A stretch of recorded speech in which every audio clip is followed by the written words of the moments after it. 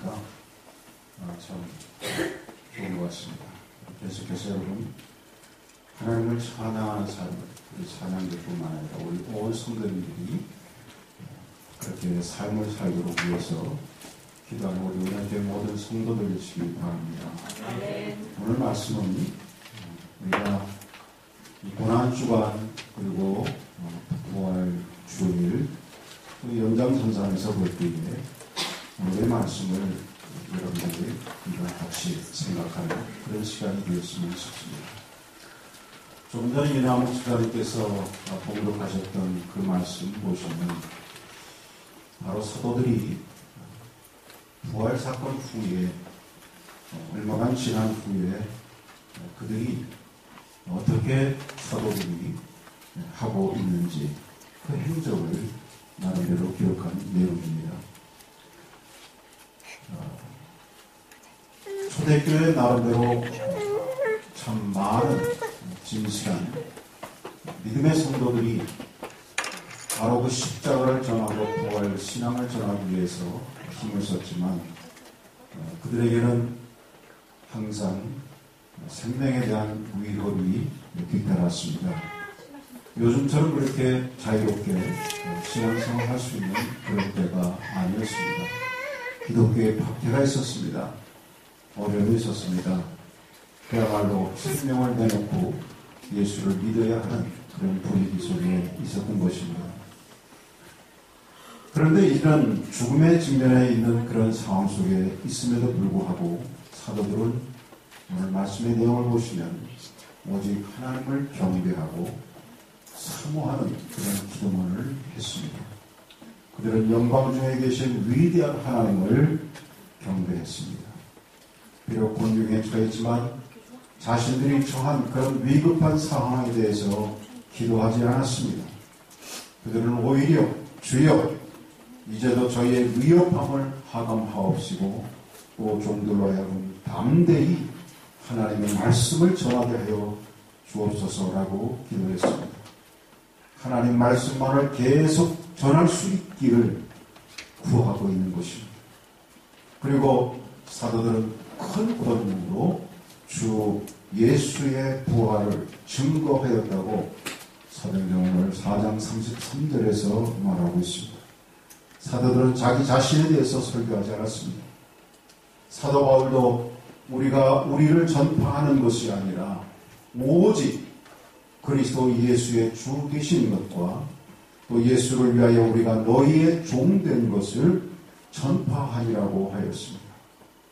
그야말로 제자들은 기도하는 가운데 부활이라는 이 위대한 사실을 강조했습니다.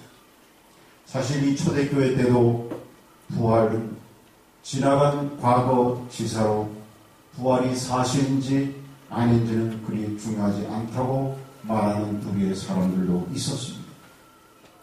그런 사람들을 향해서 사도 바울은 그것이 중요하지 않다면, 부활 사건이 중요하지 않다면, 부활의 사건이 사실이 아니라면 나는 아무것도 아니다.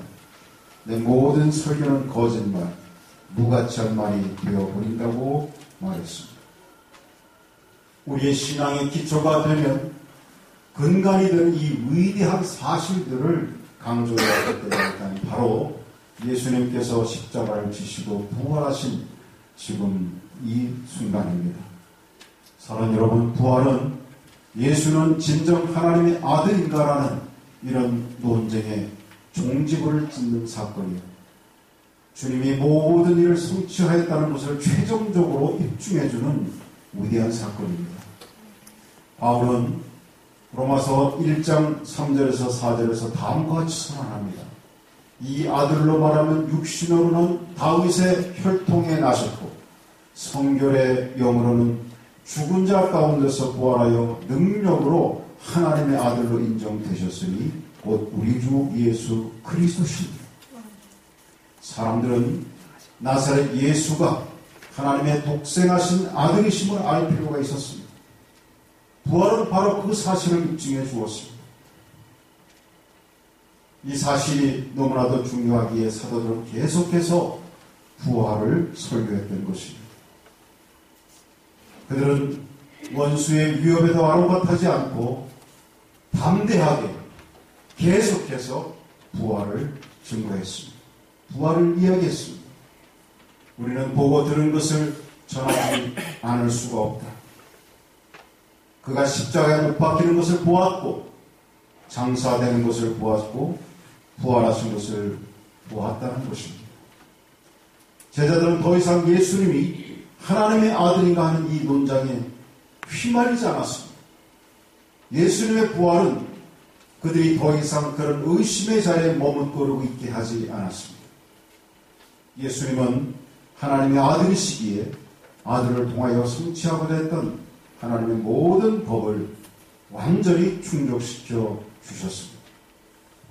예수 그리스도의 죽음과 부활, 하나님의 법이 완전히 성취되었음을 선포하는 획기적인 두 사건인 것입니다.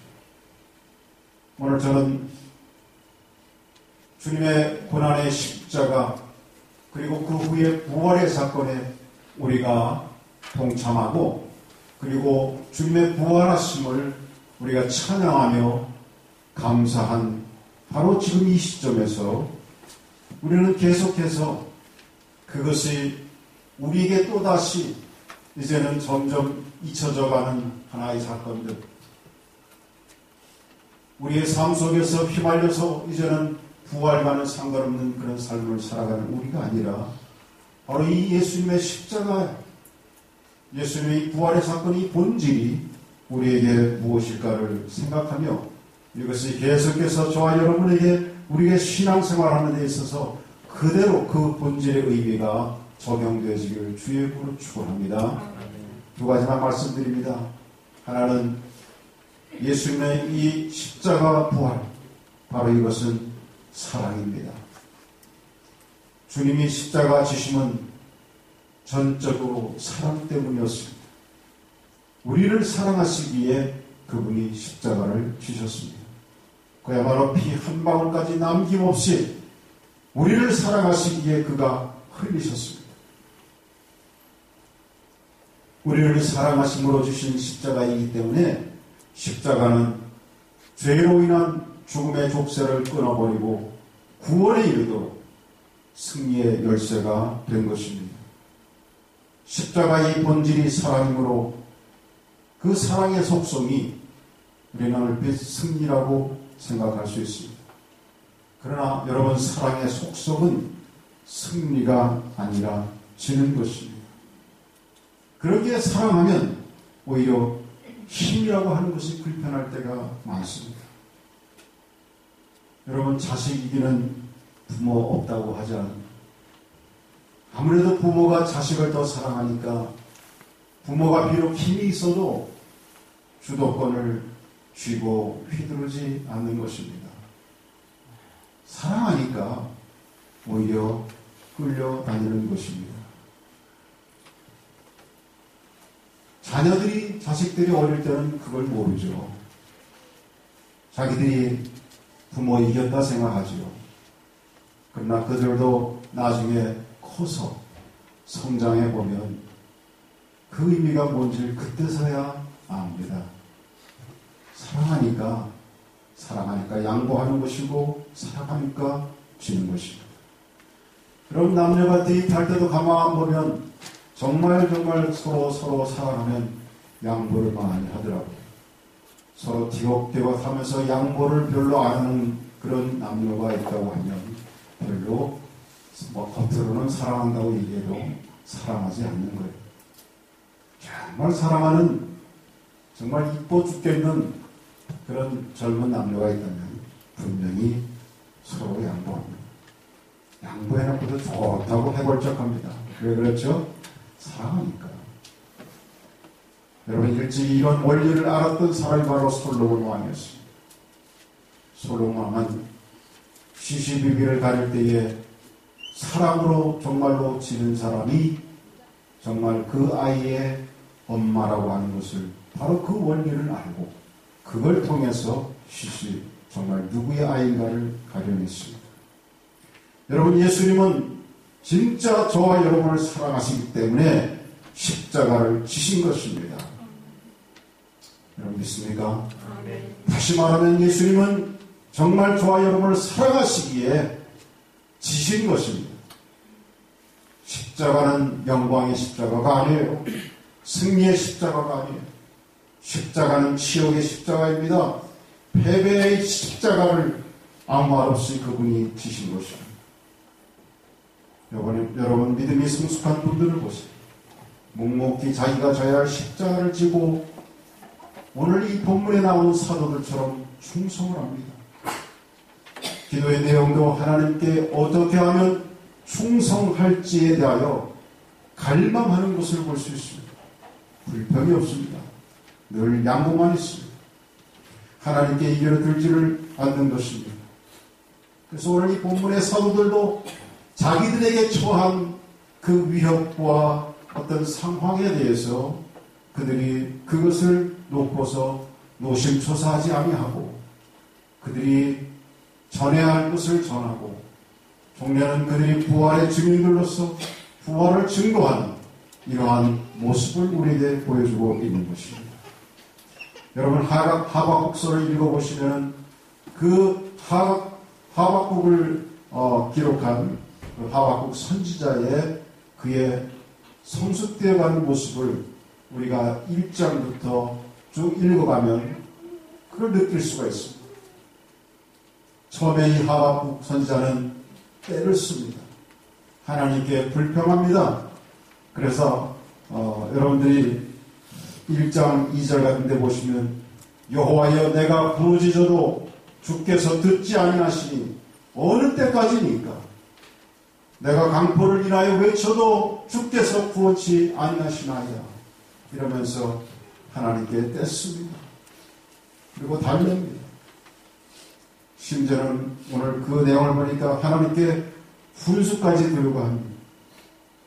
그러면서 하나님 앞에 이렇게 막 떼쓰는 그런 모습을 오늘 이 하박국 선지자 그의 모습을 보는데 여러분들이 이 하박국 선지자가 점점 성숙해지면서 그의 180도 달라진 모습을 우리가 한 3장쯤 하면은 볼 수가 있습니다.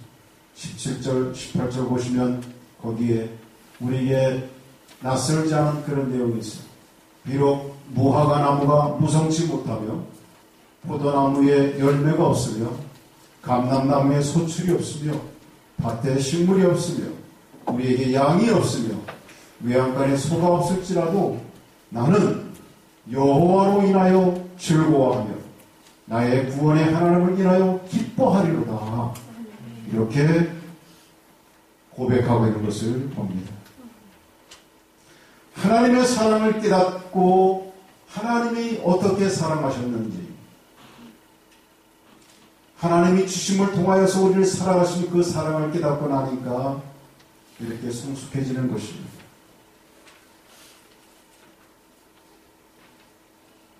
참으로 하나님 앞에 우리는 어떠한 기도를 드렸는지 이런 말씀들을 생각하면 참으로 부끄러울 때가 있습니다. 우리 맨날 하나님께 달라고 했고 또 달라는 것을 바로 내게 주지 않았을 때는 우리는 불평했고 뗐었고 어쩌면 그게 다 우리의 모습이었는지 모르겠는데 오늘 이 달라진 성숙해진 하박국 선지자의 이 모습을 통해서 그렇구나 우리도 여호와로 인하여 즐거워하며 여호와로 인하여 기뻐하는 이런 믿음의 경지까지 갈 수 있기를 갈망해야겠구나 라는 생각을 참 많이 하게 됩니다. 여러분 참 철없는 아이들이 부모에게 맨날 이거 달라 저거 달라 하다가 그들이 결국 철이 들고 나면 그들이 뭐라고 그러죠? 부모님 뜻대로 하십시오. 얘기하잖아요. 양보할 줄도 알고 질 줄도 알게 되는 것입니다. 우리는 바로 이것을 배워야 할 줄 믿습니다. 예수님께서 너희 중에 누구든지 으뜸이 되고자 하는 자는 너희의 종이 되어야 하리라. 인자가 온 것은 섬김을 받으려 함이 아니라 도리어 섬기려 하고 자기 목숨을 많은 사람에게 대성물로 주려 함이라 그랬습니다. 이사야 선지자에게 보여준 예수님의 모습은 여러분 아시는 대로 53장에서 그는 연약한 모습이었습니다. 그야말로 어린 양의 모습이었습니다. 그런 모습으로 우리에게 다가오셨던 것입니다. 바로 십자가의 이 부활의 본질은 승리가 먼저가 아니라 바로 사랑이라고 하는 것입니다. 그러기에 우리가 십자가의 신앙, 바로 예수 부활의 신앙을 우리가 계속해서 그 신앙 본받고 살아간다고 하는 것은 바로 이 예수님께서 내게 먼저 베풀어 주신 그 사랑 때문에 우리가 사랑하는 거예요. 뭐 내가 힘이 있어서 사랑하는 거 아닙니다.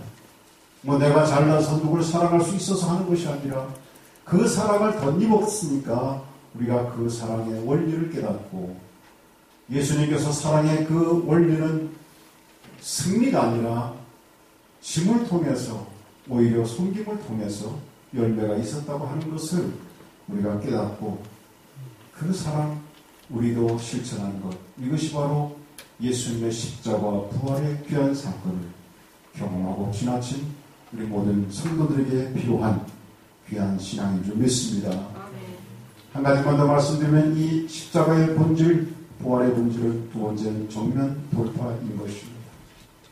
십자가라고 하는 것은 예수님이 피할 수 있는 것이 아니었습니다. 십자가는 선택의 여지가 없었습니다. 옵션이 있는 게 아니에요. 예수님께서 십자가라고 하는 것은 그것은 그가 해야만 하는 것이었습니다. 그러나 십자가는 생각하면 끔찍한 것이었다 그 말이에요. 우리가 그래도 잠깐 말씀드렸지만 십자가는 승리가 아닙니다. 치욕의 십자가예요. 그 당시에 가장 극악한 사람들이 짊어져야 하는 그러한 고통의 십자가입니다. 완전한 인가신 예수님이 생각하실 때도 그걸 생각하면 너무너무 끔찍한 거예요. 상상하기가 정말 싫을 정도. 주님도 인간적인 고뇌의 띠를 들였잖아요. 할 수만 있으면 이자는 내게서 피합니다. 그게 십자가는 그런 것이에요. 그러나 그것은 그분이 피할 수 있는 것이 아니었어요.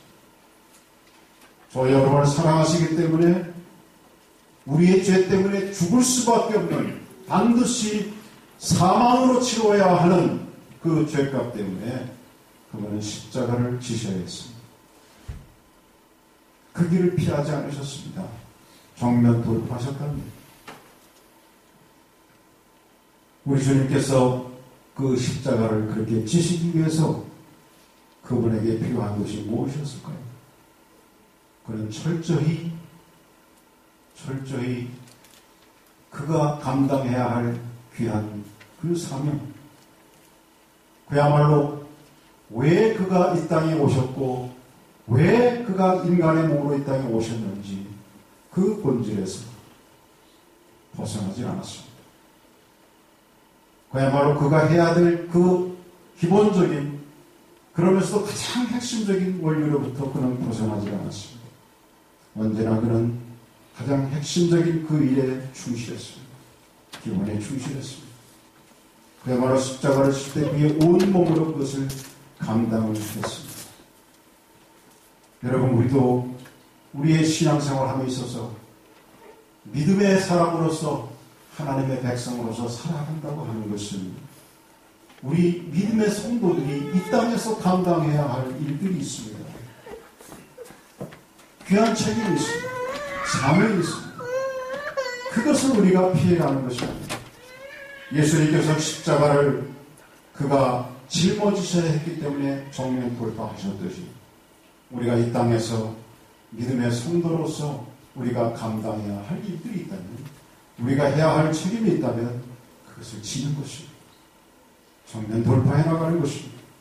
바로 그것이 우리 모든 그리스도인들이 이 땅을 살아가면서 이 그리스도의 계절이, 푸른 계절이 오게 하기 위해서, 복음의 귀한 깃발이 이 온 세계에 퍼져 나가게 하기 위해서 저와 여러분에게 주신 귀한 사명 중에 하나가 바로 우리가 감당해야 할 것을 감당하는 그런 삶을 살아가라고 하는 것입니다.